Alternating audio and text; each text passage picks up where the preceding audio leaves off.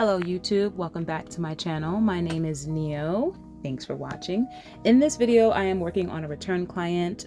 This set that I'm showing you is a set that I have on my channel, so I will put that in the cards for you. And I'm just showing you that after 3 weeks, this client came back and she has absolutely no lifting, which I always think is like just amazing.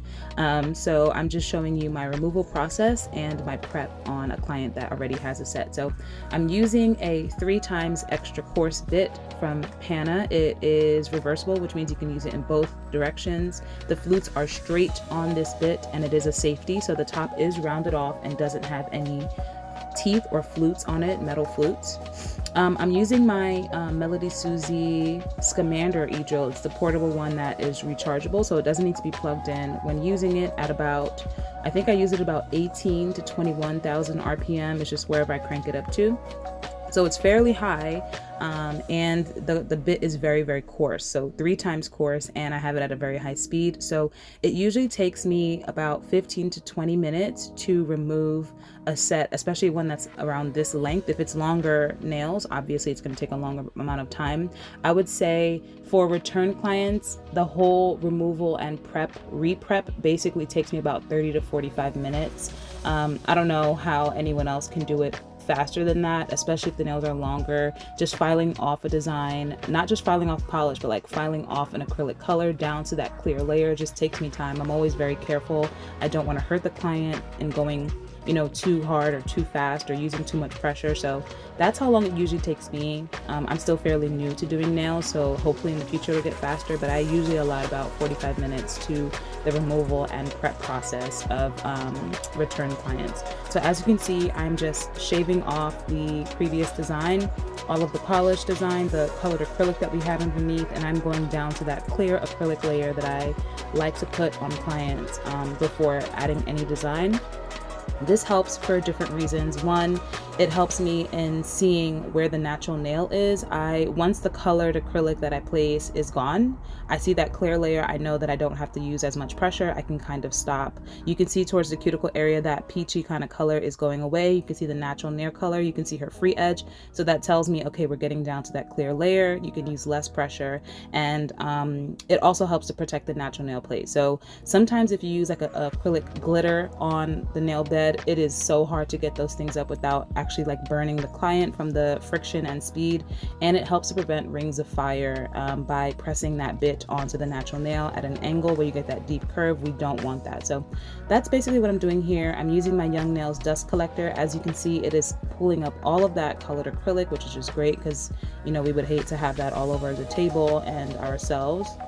And I think it's doing an okay job. Like I mentioned in a previous video, I wish that the suction was a little bit higher, but I think it does a good job. It doesn't vibrate as much as the McCart one that I was using. And I don't know what we were talking about here, but yeah, I'm just going in and removing the previous design.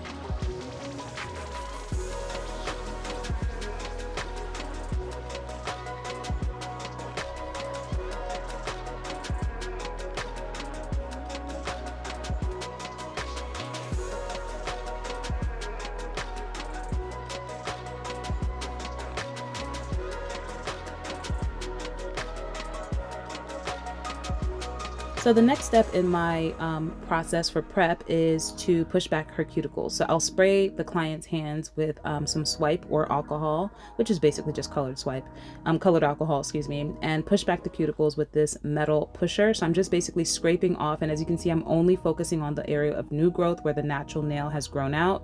Anything before that is clear acrylic, and it wouldn't make sense to scrape that because we want to keep that. So as you can see, this client has a fair amount of cuticle growth. It depends on client to client. Like, I have really thick cuticles that grow in very quickly, so this is common for me as well.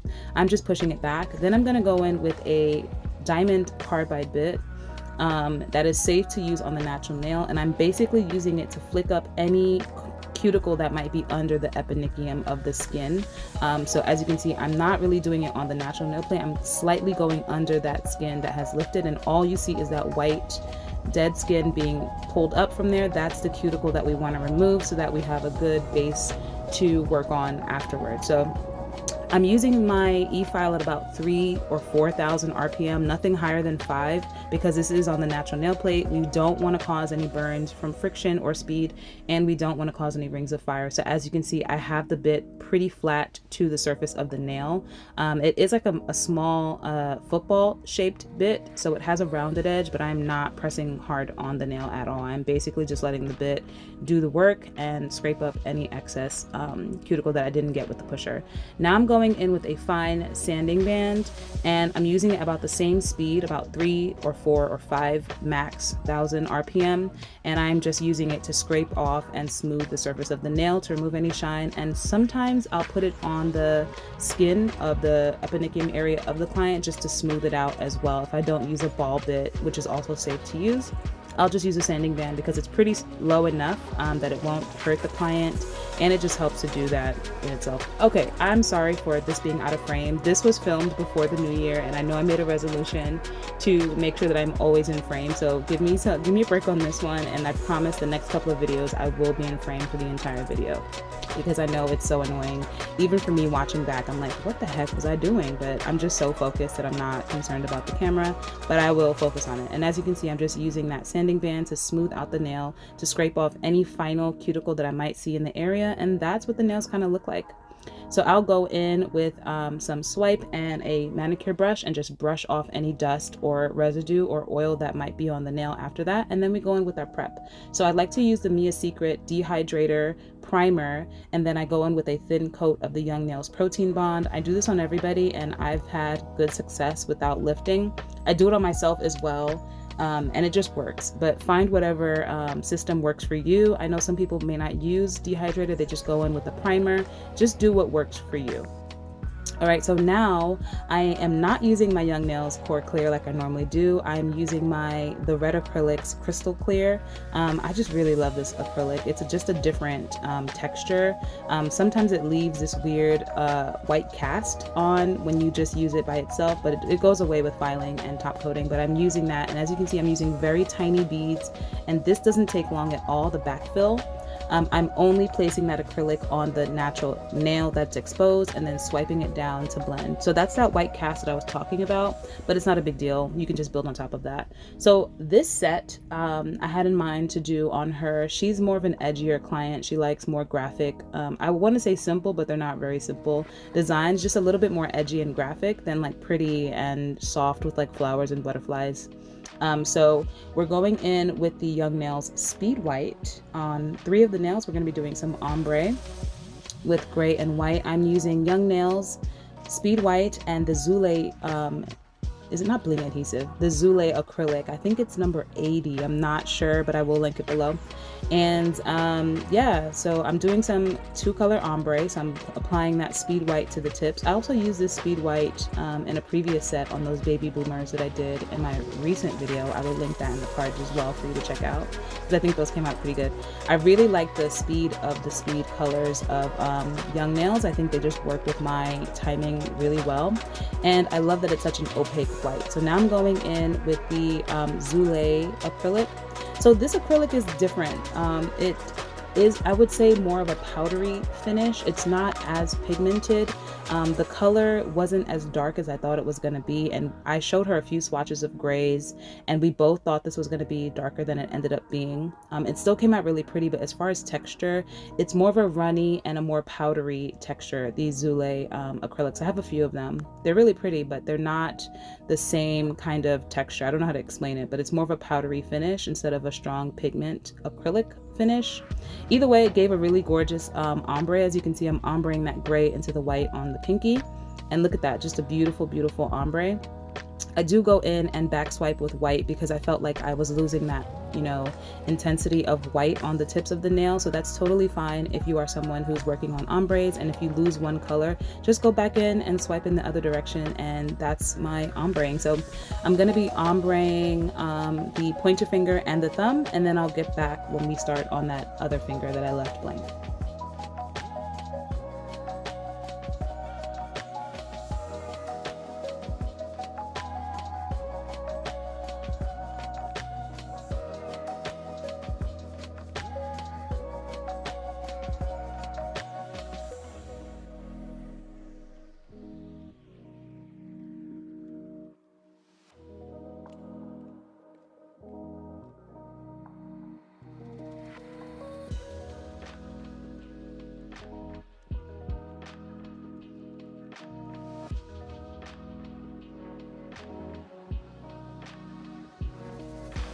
So on this middle finger, we are going to be doing a cut French using this gray Zule acrylic, and I am building up the cuticle bead. I used a larger bead than normal, and I'm just going to be kind of carving it with my brush. So I find if the bead is wet enough, you can kind of push the acrylic into the shape that you want. She does like a pointy almond shape, so I am just using my brush to kind of push the acrylic or carve it with the brush.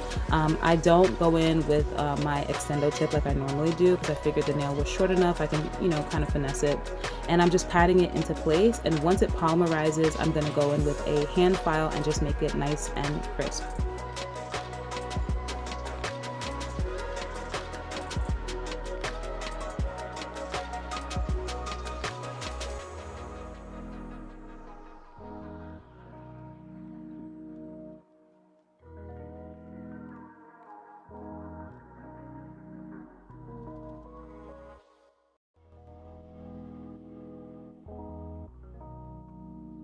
After finalizing the sharp pointy French cut line, I'm going in with a gold glitter acrylic. I cannot for the life of me remember what it was, but it will be linked below, don't worry. And I am just filling in, following that shape, but I'm not covering the entire tip of the nail. I'm just filling in the gap right next to that gray line that we placed, and using my brush again to kind of carve out that area. So after the gray, there's a thin line of gold acrylic. So you could totally have done this with polish, but I like the idea of playing with acrylic and doing these French cut lines. I think this would have been cool on a longer nail, so you just get more of an impact of it, but it was really pretty on this shorter almond shaped nail as well. After the gold, I'm going in with that speed white. So we have a 3-color French cut on this middle finger, and I thought it was really cool. The white on the tip just kind of plays off of the white that we did with the ombre. And I didn't really care about being too careful with the gold because it was so thin. I was able to just finesse it, and that's pretty much what that looks like. So now it's time to clear cap. Normal clear capping, 1 bead because the nails are pretty short, and just making sure I work more wet than anything so that we just get a nice runny gravity pulling bead of acrylic. Nothing crazy. And just making sure that we cover that ombre so that when we go into file, we don't lose our design.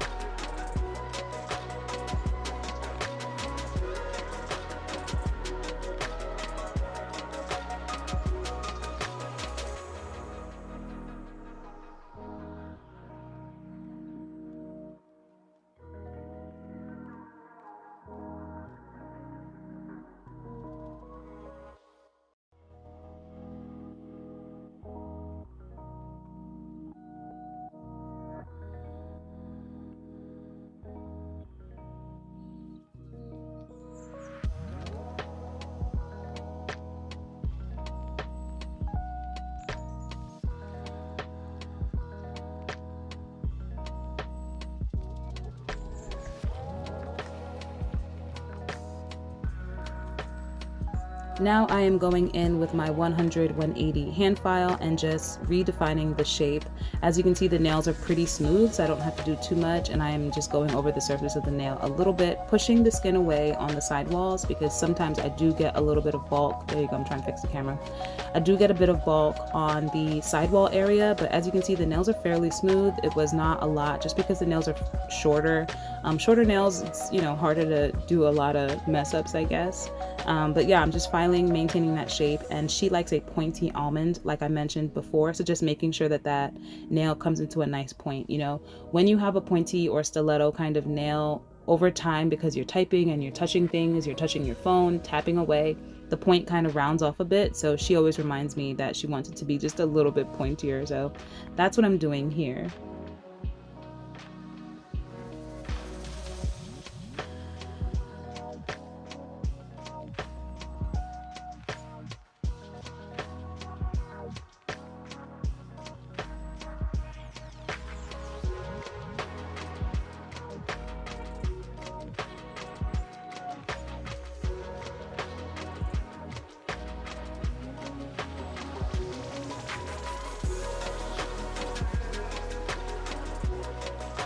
And to smooth off the nail, I am not going in with my 5-in-1 because these nails were fairly smooth and short. I didn't want to debulk too much because the nail's already fairly thin. They're not really long, so I don't have to build up a huge apex. Usually these nails can kind of just ride on their own just because the length is not too long. I'm going in with an extra fine, what the hell? I don't even know what happened here. But I'm going in with an extra fine carbide bit from Pana. Extra fine meaning it is not debulking at all. It is just for smoothing. It is not a safety though, so when it's fresh, it's very sharp, but this one's not too fresh. I've been using it for a few months now, so I'm just using it to smooth the surface of the nail and to clean up the cuticle and sidewall areas. If I happen to flood the cuticle or sidewalls with acrylic, just making sure to smooth that out. But that's basically what's happening here. And I have my e-file at about 9 to 11,000 RPM. It just varies on where I turn the dial, I guess, but there's no rhyme or reason to it.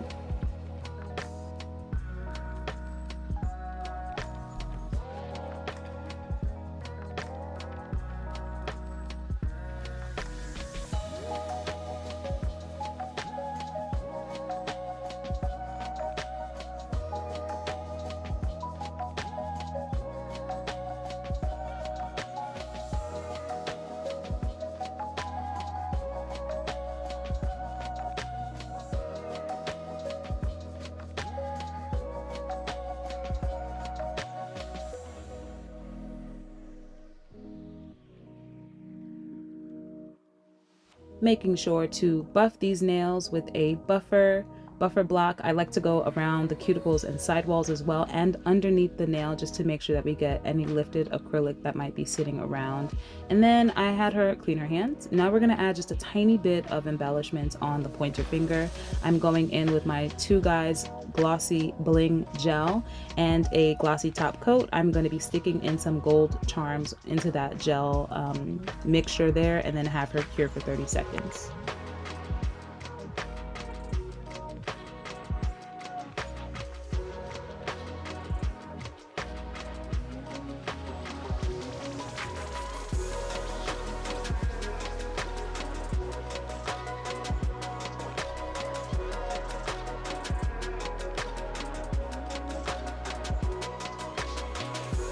And that's what this is looking like. I just wanted a little hint of gold to match the gold that we put in the French cut design. Nothing crazy, just a little bit of embellishment for her.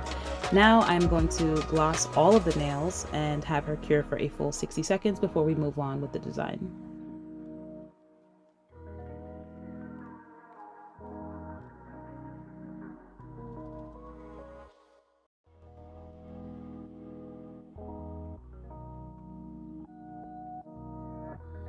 And here's a design. I think it was nice like this. It's nice and clean and graphic in the sense that we're using gray and white and simple. You got the hint of gold, but I wanted to do a little bit more. So apologies, I definitely was out of frame, so just didn't put it in the video because it wouldn't make sense. You wouldn't see it anyway.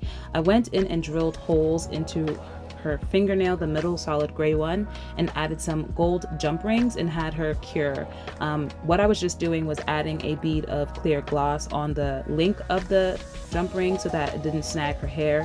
Hopefully you like this video. I will get better at recording. Like if you like, subscribe for more, and I'll see you in the next one. Bye.